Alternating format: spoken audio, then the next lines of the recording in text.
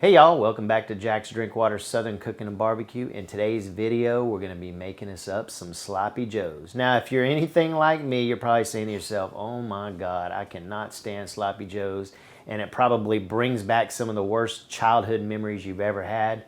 I'm here to tell you though, these sloppy joes are kicked up a notch. We're going to make them grown-up sloppy joes and you're going to love them. So let's get busy. Today's video is sponsored by Ciwete, the makers of these pots and pans. I got a 10-piece set. I'm going to tell you a little bit about them as we go. So we got about 2 teaspoons of olive oil in here. We're going to start browning up our meat. I got about 2 pounds of meat in here. Now what I like to do is brown my meat up in these blocks like that on both sides before I break it apart. So I'm pretty sure we're browned up here on one side. Let's give each one of these a flip. Oh, not bad, not bad.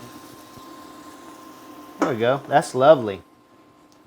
So while this is browning up on the other side, let's talk about these Ciwete pots for a second.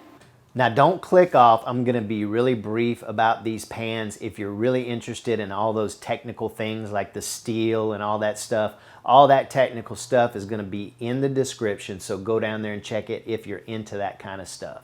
So I'm not gonna go over every pan in the whole lineup, but I'm gonna tell you that there's 2 frying pans, an 8-inch and a 10-inch. There's 2 saucepans, a big boiler pot, and also this saute pan. They're all stainless steel. They all come with lids except for the 2 skillets. The cool thing is about the lids are that they're all clear so you can actually see what's going on in the pot, and they also have a vent lid here to prevents boil over. All of the pans have a rimmed lip around them, which makes for pouring things out really easy to pour out, and it doesn't drip all over the side of your pan.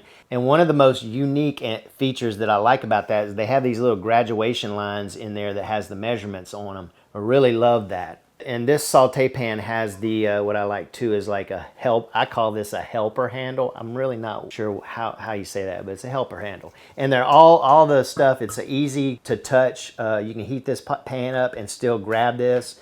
And then also they're all riveted in, nice rivet. Not as heavy as an all-clad, and the reason being is because there's 3 layers of steel here on the bottom, and then up here there's less. And all-clad is like the same steel, made of the same steel, but it's 3 layers all the way up the pan, or the sides of the pan and the bottom, if that makes sense. So the Ciwete is also dishwasher safe and oven safe. Pretty non-stick. I've been using them for about 2 weeks. I haven't had to put too much elbow grease in to clean these up like a lot of stainless steel pans out there. For some reason there's a lot of stickage. You can use these on any cooktop. Induction for videos, I mean, I do a wide range of cooking: gas, electric, induction cooking, ceramic top, glass top, halogen, pretty much all cooking services. And to be honest with you guys, these are really, in my opinion, comparable to a all-clad, which is what I have. And you know, here's the difference is the all-clad, they're $699 for the same set. These jokers right here, you can pick up today on Amazon for 155 bucks, I think. So not a bad deal for the price point. I'll leave a link in the description if you guys want to go check these things out on Amazon. Let's get back to cooking. So we broke our meat up fairly, but you can see there's still some pink bits in here. So this is the time where we want to make a little bit of a decision on how much grease or fat is left over. And this looks like it needs draining a little bit. So I'm going to drain a little bit of this off. If you're good to go and you like the fat amount that's left in there, it's time to go ahead and add your vegetables. But I'm going to drain mine first and then we'll add to the vegetables. So we've drained most of our fat off, so I'm going to add my bell pepper, which is 1 bell pepper. Again, guys, I'm going to leave the amounts of everything in the description. That's 1 onion and also 1 jalapeno. Go ahead and stir that in, and we're going to saute these vegetables in here until they get a little translucent. We're nice and translucent here on our vegetables, so we're going to start off here and we're going to add in, this happens to be, sorry I'm using my finger here to get that, it was a little sticky. But anyway, we are using beef bouillon, and that is what we call better than bouillon.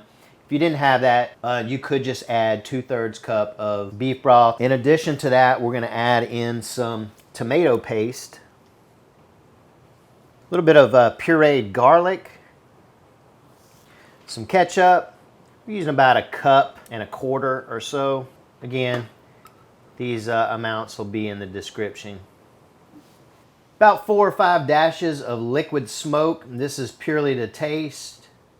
You can add more or less later if you want. Well, you can't add less, but you can add more. A couple of teaspoons here of yellow mustard.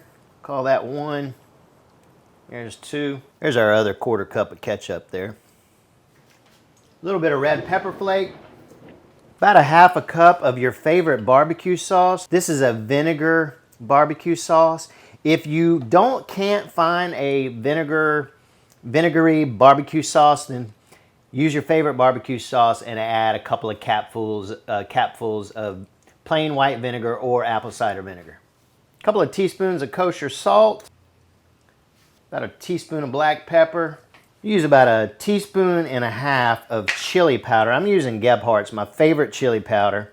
I have to order this stuff in bulk online, so I can't get it around here. It's about 1.5 teaspoons of that. A couple of teaspoons of Worcestershire sauce going in. And again, guys, adjust these seasonings and whatnot to your liking. Let's cut our heat back on here. Get all this stuff incorporated. And then we're going to add in a little bit of water, which would be 2/3 cup.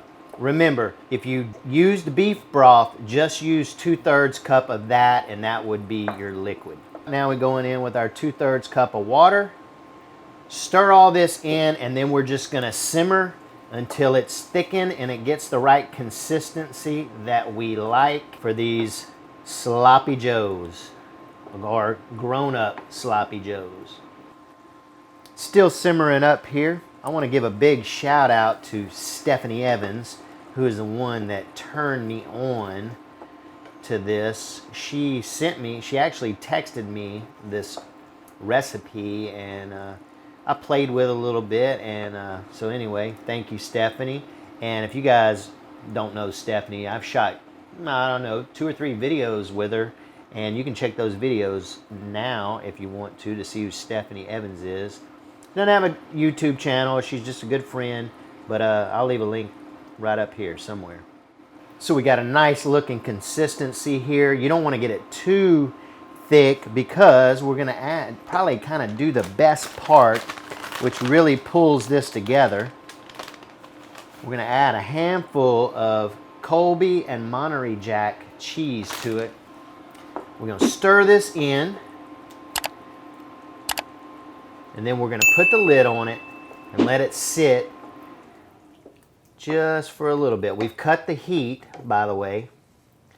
All right, that looks good. Let's put our Ciwete lid on. We're going to wait about 10 minutes, and we're going to make us up a sandwich. All right, here we go, guys. We got some little barbecue chips, and we're going to take a big smash our face in this. It's sloppy. I'm telling you right now, all the kids out there are saying these sloppy joes be bussin'. If you hate sloppy joes when you're a kid, I'm telling you, you ain't gonna hate them now as a grown-up. I wanna thank Ciwete for sponsoring this video. Again, guys, go check out Ciwete. The link will be in the description to their Amazon. I only partner with brands that I like and I trust. If you're in the market, check out Ciwete. All right, guys, grown-up, cheesy, sloppy joes. Do it.